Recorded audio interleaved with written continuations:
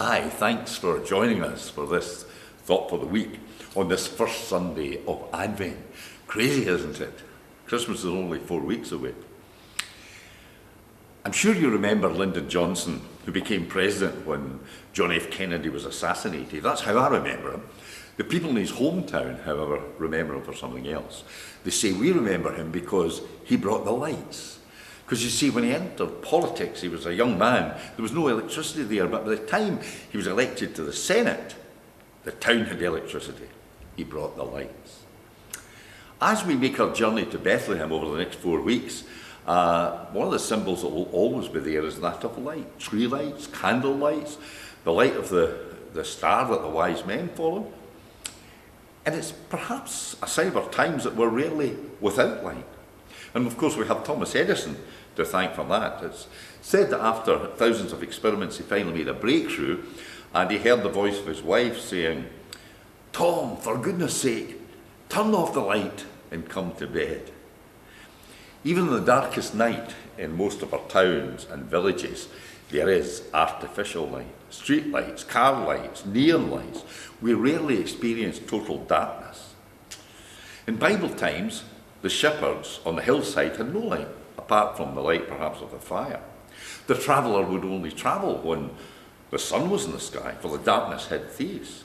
So the Bible writers describe the coming of Jesus, the difference it would make to a person's life, and they put it this way: it's the difference between darkness and light. So Isaiah says, walk in the light.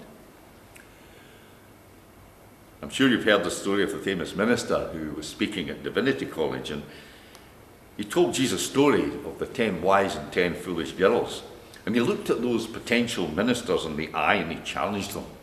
"Young men," he said, "would you rather be in the light with the 10 wise girls or in the dark with the 10 foolish girls?" I'm not sure the minister was able to finish his message.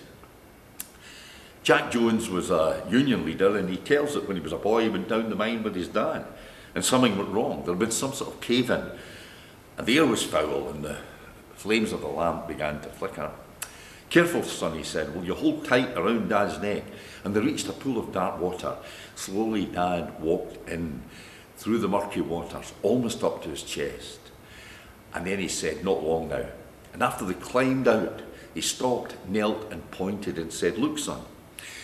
And Jack saw what it looked like a bright disc, about the size of a half a crown, on top of what appeared to be a distant mountain. And the father said, "That's what we've been looking for, son. The light of the world. Come on." And the light grew in size as they climbed their way to the surface. Maybe an analogy of the world's situation today, but it need not be that way. There's hope for this world, and that hope is to be found in God's love for us, seen as clearly at Bethlehem and at Calvary. Light has penetrated the darkness. The Christ child is what the world has been looking for in him there is hope. May he bring light into your life and mine this Advent time.